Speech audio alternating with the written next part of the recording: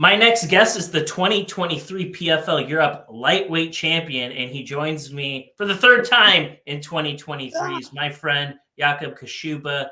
Champ, welcome to the show. It's a pleasure to have you on the program as always, sir. Appreciate it. Sounds good, champ. There's a lot to unpack, and before we get to your accomplishment in winning the belt, I first want to just talk about running the gauntlet that you had to run to even earn the right to get into that title fight. No easy task.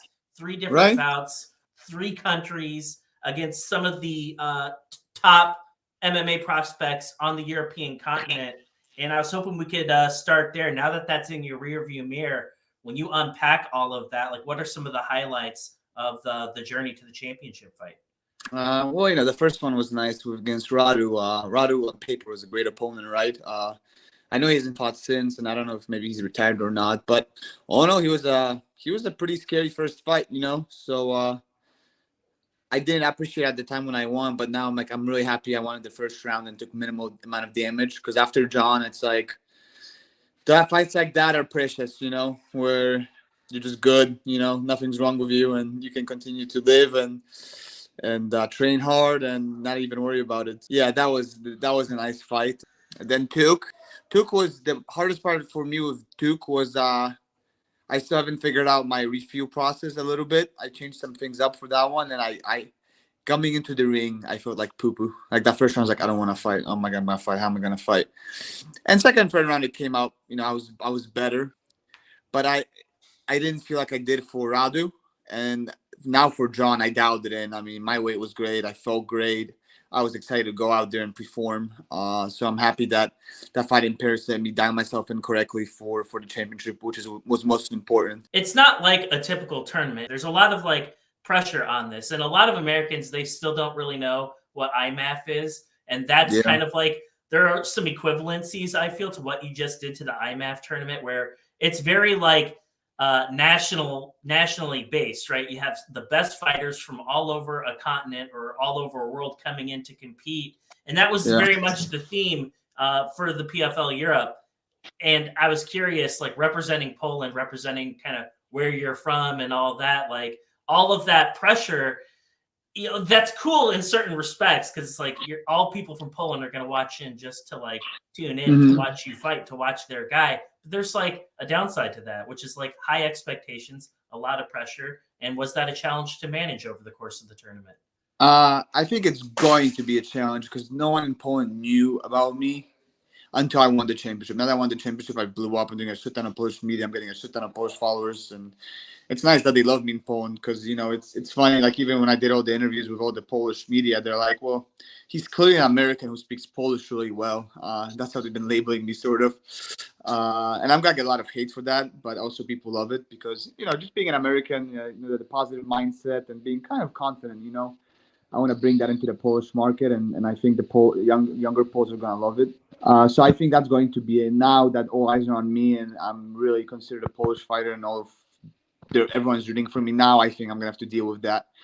But leading up to that, no one really knew about me. I was just fighting, and I kind of feel bad for all the guys who fight at Dublin though, because it's all the Irish guys like Franz or John, because the pressure's on them. You're fighting in front of your home crowd. Your grandma, your aunt is there. That ain't easy. No, not at all. And let's pick up there. The championship fight, it was in Ireland. And of course, you fought John Mitchell, who was the guy that everyone wanted to see win. What was your experience like knowing that, you're the Polish-American guy showing up into Ireland to fight their guy? Was there a unique buildup or a unique tension there? Or was it just kind of business as usual? Yeah, it was really business as usual. I was really not nervous, surprisingly. I thought I was going to be, but I got zero fear or didn't even get chicken feet. It was actually kind of empowering when I went out in the ring and they called my name out, and then everyone's like, boo. I was like, yeah, boo me. It's I love the hate, so I guess that actually surprised me, kind of pumped me up. You're like, ooh, they hate me. Now that fight with Mitchell's in the review mirror, when we did our last interview, I peripherally asked you about him, but I didn't really get in deep on purpose because it's you know what, let's see this fight play out. And there are things that he sees that he doesn't want to talk about. But now that fight's done and over with, I'll add. I'm sure you can maybe expand a little bit on John Mitchell. We talked about his wrestling, but what were the other things that you saw about his game that made you feel like you had an advantage over him? We actually thought his striking was going to be way worse. For this fight, it came with really good striking. But before the fight, I mean, we were getting ready everything for wrestling, for those shots, for nonstop scrambles. So his team did a great job in that first round because we were not prepared for a kickboxing fight. My stance was not set up to fight a kickboxer. But then I made that adjustment in the second round. I was in a square, and I was more head movement, and I wasn't afraid to come in. But yeah, leading up to the fight, it was kind of hard to judge him. I thought he was a really great wrestler. I know he's got some Irish wrestling accolades. So that's what we're expecting, a great wrestler and just nonstop, a bit more pressure with the wrestling. But he didn't show any of that in the fight, which surprised me. I guess he was afraid of my wrestling. I was actually doing that shot just to break up the pace. And he stuffed me nicely. So I was like, okay. But I still wanted him to think about it when I did. Like, yeah, it's there, dude. So, but I mean, I talked with Dylan Took before our fight, after our fight in Paris about Mitchell, and he was saying that he works with a great kickboxing team. I was like, whatever, okay. But no, he came out that first round. He when he was fresh, he was throwing pretty good. We knew that once we start throwing combos that we're gonna hit him because his defense was not that good, and that proved in the second round. Once I started throwing 3-4 punch combinations, he was getting lost, right? And I was closing the distance, and all he had was that step back. But once he lost that step back, he was just getting tagged. So we knew that from the get-go. Been quoted a few times, and I won't say exactly what it was that you said because I don't have your full quote in front of me. But the theme was the first round was really bad. I didn't like it, and I really wasn't feeling myself. That first round, what happened? I mean, he just rocked me. He threw a front kick right in my chin. He actually threw two of them. The second one hurt, but it wasn't the first one gave me chicken feet. And then I went into save mode, and he hit me with two punches after that. But I just went for a takedown and forced him to wrestle and gave myself enough time to get my bearings. And after that, I was fine. And by the time the second round came out, I was like, oh, I'm ready to go. I can go 4 more rounds hardcore. Like, let's put pressure on this guy. I was pretty angry, too, because that was a nice front kick. And he was doing sort of like, I remember after the shot, he did like the El Toro. And I was like, really, dude? And then after the bell ring, he was like, wanted to square up. I was like, what are you doing, dude? So the first round, you hit some adversity and you save yourself going for that single leg, and then we survive. We make it into the second round. When you're sitting on the stool, like, are you able to like hear like information from your coaches, or are you still trying to like actively recover and get ready for that second round? I remember being on the stool and I was pretty hazy. I remember my coach Gene telling me that it's dire that we go and attack. That's what I remember. And actually, I blanked out for the beginning of the second round. I don't remember it. At what point, Kuba, do you sense him starting to fatigue? At the end of the first, I felt him his power from his punches kind of being pulled. And then in the second round, I remember going out in the ring and me feeling excited and ready to go back in there. I remember looking at him. He wasn't there. I don't know why, for a guy who just did a pretty good first round. But I did tag him in the first round a couple of times, and one of my right hands wobbled him. You could see it, like he did like a funny step, And I did that again in the second round, actually. But in the second round, I started throwing those combos. I could see in his face the pain from my punches and him not feeling comfortable. And then I was like, something was just like, okay, keep going, It was like I didn't even think about it. Like, oh, he's in pain. Let's go. Let's keep going. Let's keep going forward.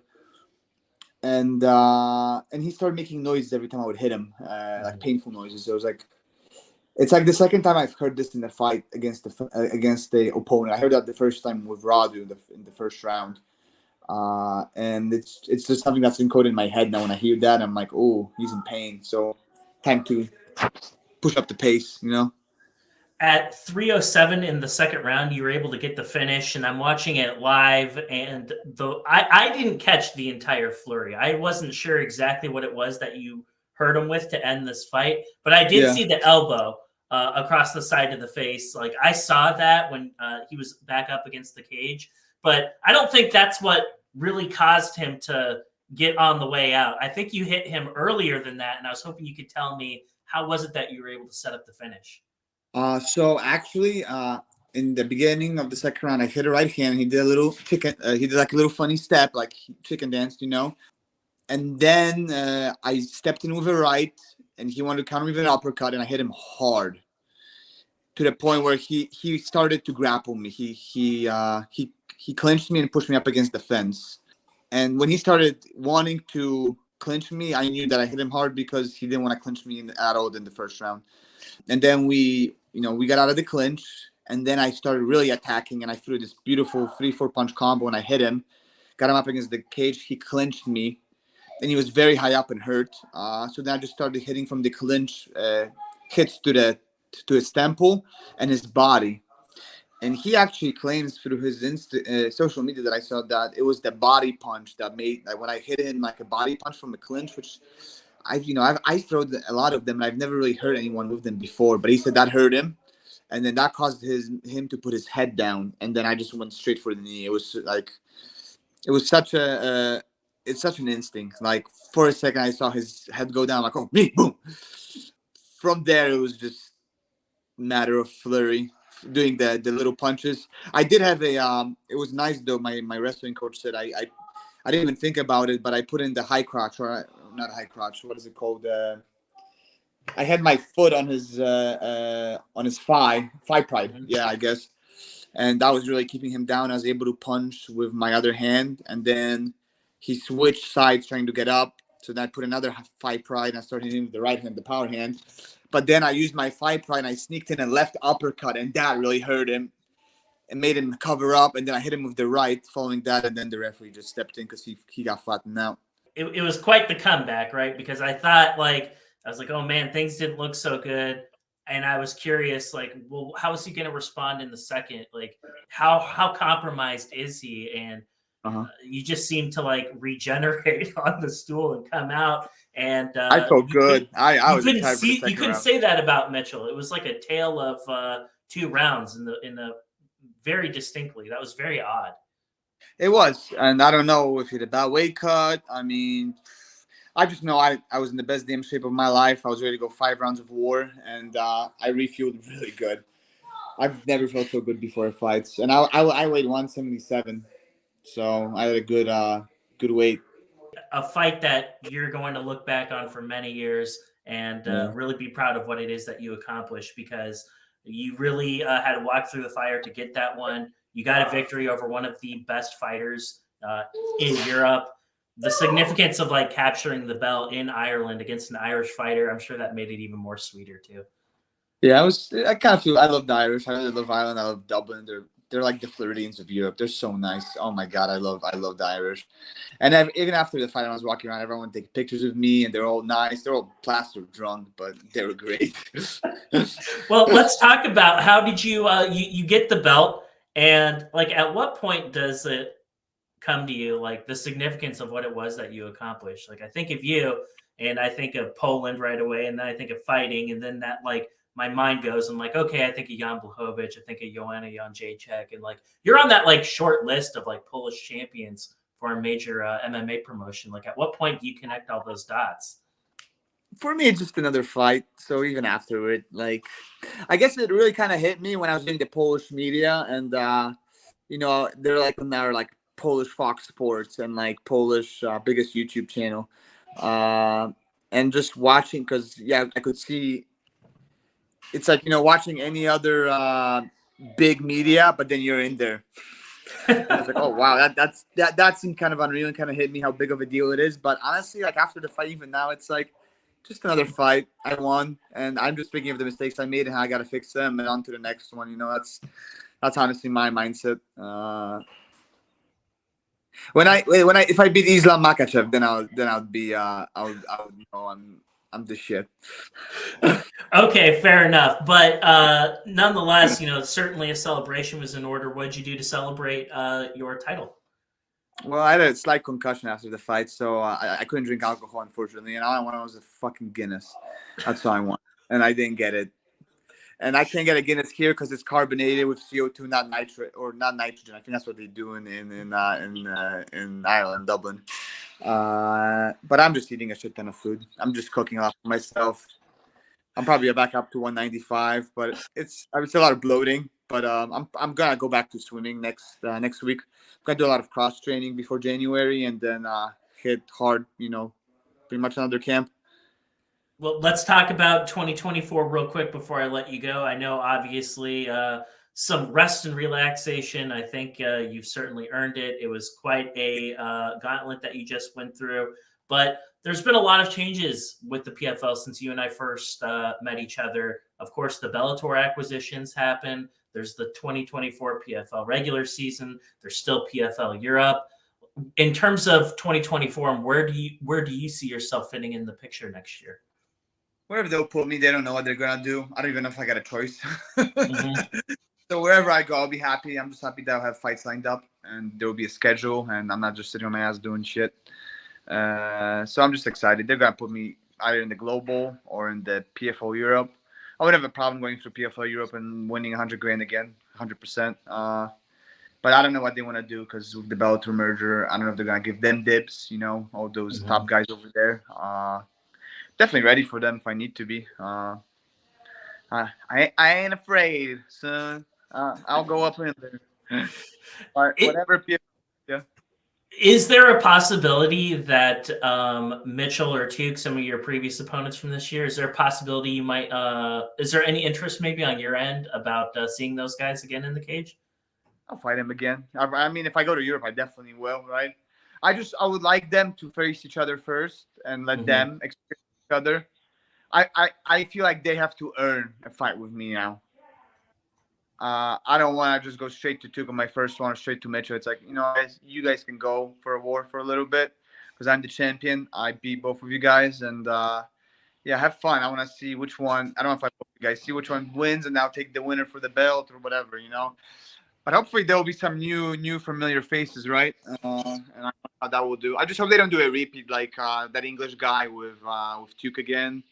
I hope they switch it up a bit, No, absolutely. I think we will certainly see some new faces in 2024 in all formats across the PFL, and I'm very curious to see what the promotion's plans are for you. You deserve a big fight. 2023 was spectacular for you, so all in all, congratulations, because throughout my entire conversations with you, some of it is on the record, some of it is not. But you've told me all along, like, I'm going to get that belt in 2023. I am going to win. You watch. And you did. You did exactly that. I don't know if we captured all that on the actual recordings, but make a cool reel of it. That would be cool. Call that the prophet. You made it happen, sir. So congratulations, Kuba. And before I let you go, if there's anyone that you wanted to thank, let's do it. I just want to say hi to my hometown, most in Poland. I want to say hi to Jacksonville. Go Duval. And then I want to say glory to the fatherland as always, and God bless the USA. USA has been a very good stepfather to me and raising me, so thank you. And shout out to Elvin MMA, Gracie Barra, Jacksonville, Grappler Mag, and that's about it. Love you all. Kuba, congratulations again, and I look forward to seeing you in 2024, sir. Thanks, Tyler. That was a great interview. I appreciate it. Thank you so much.